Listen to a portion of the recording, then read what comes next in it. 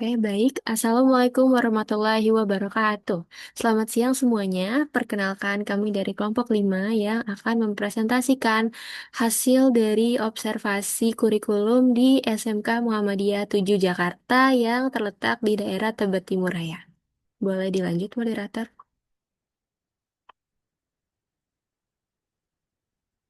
Sebelum lanjut dari hasil observasi kami, perkenalkan saya Fatia Faradibah. Lalu anggota kami juga ada Joanna Virus Raharjo, Linda Adelia, Syifa Aulia Fatoni, dan Vina Dwi Puspita.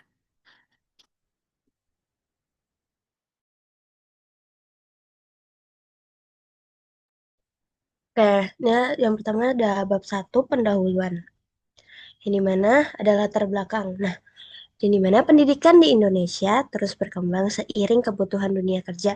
Kurikulum Merdeka hadir untuk memberikan fleksibilitas bagi sekolah untuk merancang pembelajaran. Kurikulum Merdeka ini mendorong kegiatan belajar tidak hanya di dalam kelas, tetapi juga di luar kelas agar siswa lebih aktif dan mandiri. Nah, di sekolah menengah kejuruan, perubahan ini sangat terasa karena mendukung praktik siswa sesuai dengan kejuruannya. SMK Muhammadiyah 7 Jakarta menjadi salah satu sekolah yang menerapkan hal tersebut. Nah, observasi ini fokus pada bagaimana sekolah mengimplementasikan kurikulum merdeka kepada para siswa dan siswi di sekolah. Oke, selanjutnya akan dibacakan oleh partner saya. Terima kasih sebelumnya. Di sini ada rumusan masalah. Jadi, yang pertama itu mencangkup proses implementasinya, tingkat kesiapan guru, siswa, serta bagaimana cara melaksanakan kurikulum tersebut, kecukupan sarana dan juga prasarana pendukung, efektivitas kurikulum terhadap perkembangan kompetensi dan juga pencapaian belajar, upaya penyesuaian pembelajaran dengan kemampuan sekolah lain, strategi sekolah dalam mengatasi hambatan serta memberikan pendampingan kepada siswa yang membutuhkan bantuan, serta harapan sekolah terhadap pengembangan dan pelaksanaan kurikulum di masa mendatang. Bisa di next, operator?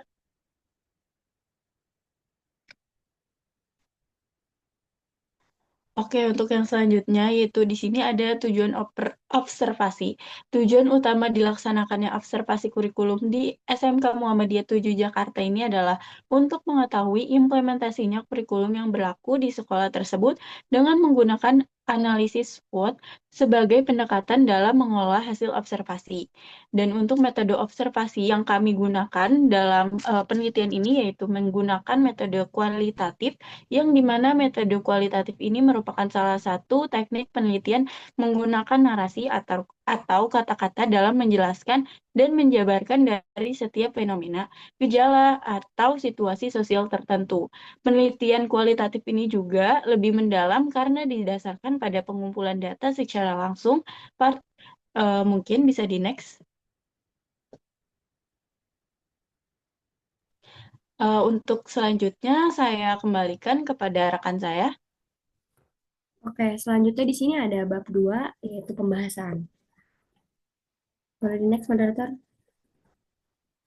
Nah, kita masuk ke proses sekolah. Nama sekolahnya ini yaitu SMK Muhammadiyah 7 Jakarta.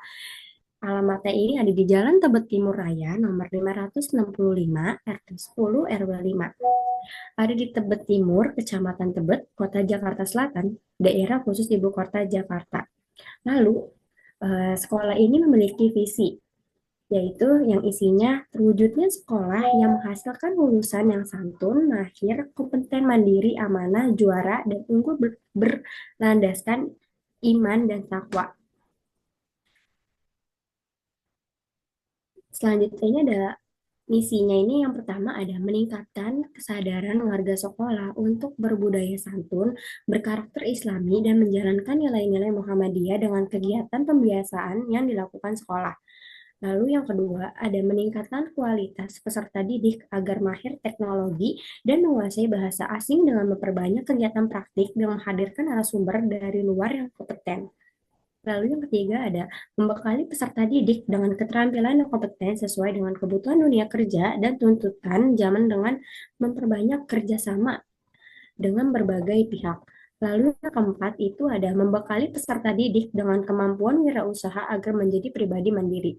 Lalu yang kelima ada memperkokoh keimanan dan ketakwaan serta akhlak peserta didik agar menjadi pribadi amanah dengan kegiatan pembiasaan yang dilakukan sekolah berdasarkan nilai-nilai Islam dan Muhammadiyah. Lalu yang keenam ini ada menumbuhkan mental, semangat juara dan prestasi peserta didik dalam bidang akademik maupun non-akademik dengan memfasilitasi peserta didik pada kegiatan ekstrakurikuler dan lomba baik internal maupun eksternal. Dan ketujuh ini ada menyelenggarakan pendidikan dan pelayanan unggul berupa pelayanan yang efektif, efisien, dan berkualitas. Selanjutnya akan dijelaskan oleh rekan saya. Nah, di sini ada beberapa pertanyaan yang kita tanyakan pada saat wawancara kepada bagian kurikulum di SMK Muhammadiyah 7 Jakarta. Pertanyaan yang pertama itu kurikulum yang diterapkan di SMK Muhammadiyah saat ini. Jawaban dari narasumber adalah kurikulum yang diterapkan di SMK Muhammadiyah 7 Jakarta adalah kurikulum merdeka dengan penerapan Proyek P5 dengan tema ketuhanan, yaitu melakukan tadarus pada saat kelas 10 dan juga disesuaikan dengan jadwal waktunya. Bisa dalam waktu 2 minggu atau 1 bulan agar jumlah JPU-nya itu sesuai.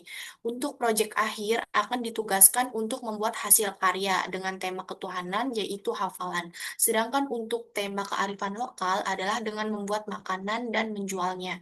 Lalu pertanyaan yang kedua adalah bagaimana kesiapan guru dalam menerapkan kurikulum merdeka. Nah, jawabannya adalah kurikulum merdeka di SMK Muhammadiyah 7 Jakarta ini efektif untuk diterapkan. Karena kurikulum merdeka ini pembelajarannya menyesuaikan dengan kemampuan yang ada pada peserta didik. Kurikulum merdeka ini juga memberikan inovasi baru bagi guru seperti kreativitas guru dalam mengajar untuk menyesuaikan potensi yang ada di peserta didik.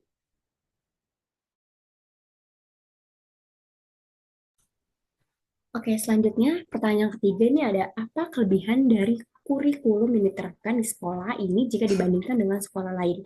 Jawabannya ini keunggulan pembelajaran di sekolah ini terletak pada penekanan kegiatan praktik, sehingga peserta didik memiliki kemampuan dan pemahaman yang lebih baik. Hal ini terlihat saat PKL, di mana peserta didik SMK Muhammadiyah 7 Jakarta ini telah memahami dasar pekerjaan dan bahkan mampu menjadi tutor bagi peserta didik dari sekolah lain. Lalu pertanyaan yang keempat ini ada, apa saja kendala yang dihadapi pendidik dan siswa dalam diterapkannya kurikulum tersebut? Jawabannya ini ada kendala yang muncul berkaitan dengan masa transisi dari kurikulum sebelumnya yang masih menggunakan KKM sebagai acuan penilaian. Perubahan menuju kurikulum merdeka yang tidak lagi menerapkan KKM membuat perlu adanya penyesuaian dalam memberikan gambaran standar pencapaian kepada peserta didik.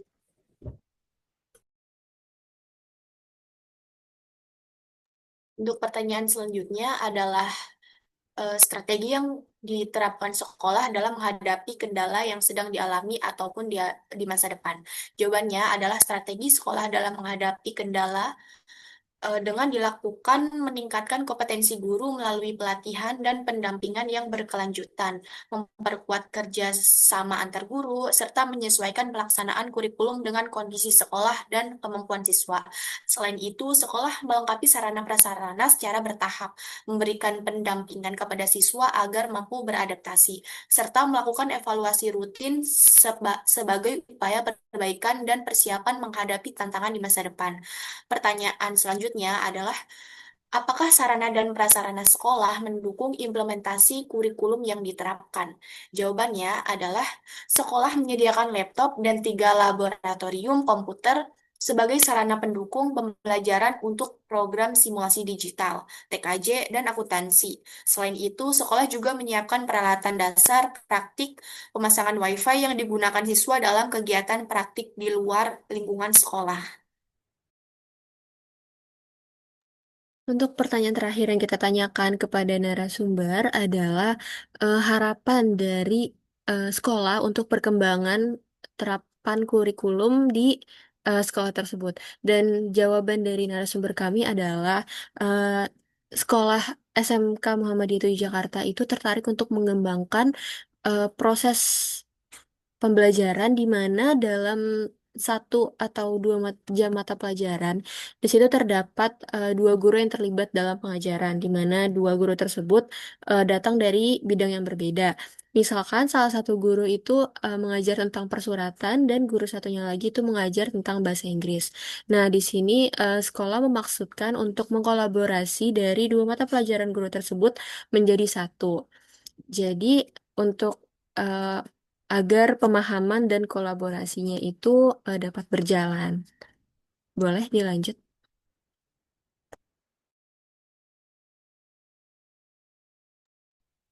Oke, di sini ada analisis SWOT penerapan kurikulum di SMK Muhammadiyah 7 Jakarta.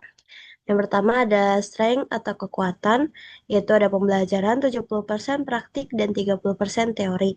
Lalu project P5 dengan tema dan tujuan yang jelas, adanya TEVA atau Teaching Factory yang bertujuan sebagai sarana dan prasarana untuk pengembangan kompetensi siswa, lalu ada sarana prasarana yang memadai, pembelajaran fleksibel, komitmen sekolah dalam peningkatan mutu guru. Lalu ada weakness atau kelemahan, yaitu pemahaman guru terhadap kurikulum merdeka yang belum merata. Lalu ada transisi penilaian dipengaruhi sistem KKM, karena pada kurikulum merdeka ini sistem KKM eh, atau perankingan itu sudah tidak ditiadakan.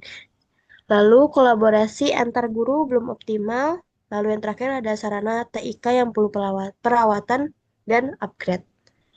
Selanjutnya ada opportunities atau peluang. Yang pertama ada pembelajaran kolaboratif lintas mata pelajaran, di mana gabungan dari suatu mata pelajaran, contohnya seperti administrasi perkantoran dengan bahasa Inggris. Lalu kedua ada penguatan kompetensi dengan dunia kerja dan industri.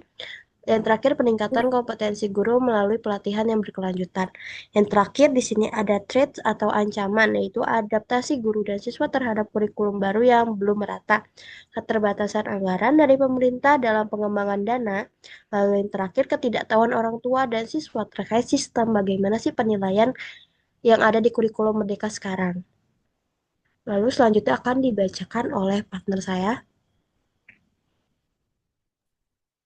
Nah, kita udah masuk ke bagian akhir nih, yaitu penutup. Di next.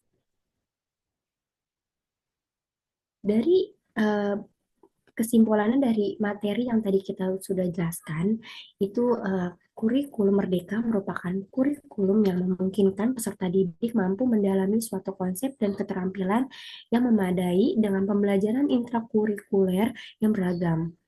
SMK Muhammadiyah 7 Jakarta telah berusaha mengimplementasikan kurikulum Merdeka dengan sangat baik sesuai dengan syarat dan ketentuan.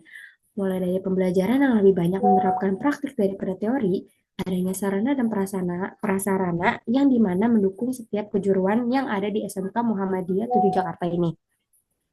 Seluruh warga sekolah SMK Muhammadiyah 7 Jakarta ini selalu berupaya dan beradaptasi dengan perubahan kurikulum merdeka ini.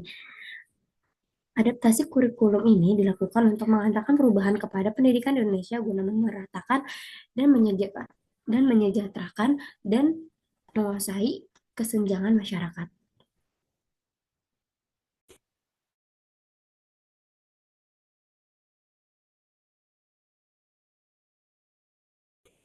Oke, di sini kami izin memberikan saran terkait observasi yang telah kita lakukan di SMK Muhammadiyah 7 Jakarta. Untuk yang pertama yaitu ada saran untuk sekolah, diantaranya menguatkan kolaborasi antar guru dalam pembelajaran, menata kurikulum agar praktik berjalan konsisten, menyediakan sarana pendukung pembelajaran praktik, serta melakukan evaluasi pembelajaran secara berkala. Dan juga yang kedua ada saran untuk pendidik, diantaranya meningkatkan kerjasama antar guru dalam mengajar, menyeimbangkan antara teori dan juga praktik. Yang ketiga yaitu melibatkan siswa secara aktif dalam pembelajaran dan melakukan refleksi untuk perbaikan metode mengajar. Untuk yang terakhir, yang ketiga yaitu ada saran yang kami berikan untuk peserta didik, diantaranya ada eh, diharapkan untuk peserta didik lebih aktif mengikuti kegiatan praktik pembelajaran.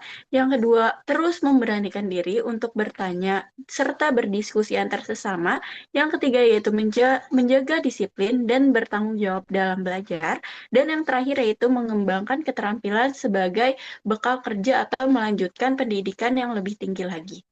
Bisa di next. Untuk yang selanjutnya, saya kembalikan kepada moderator.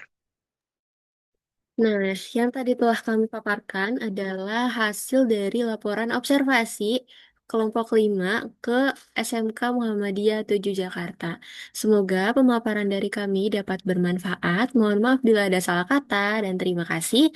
Wassalamualaikum warahmatullahi wabarakatuh.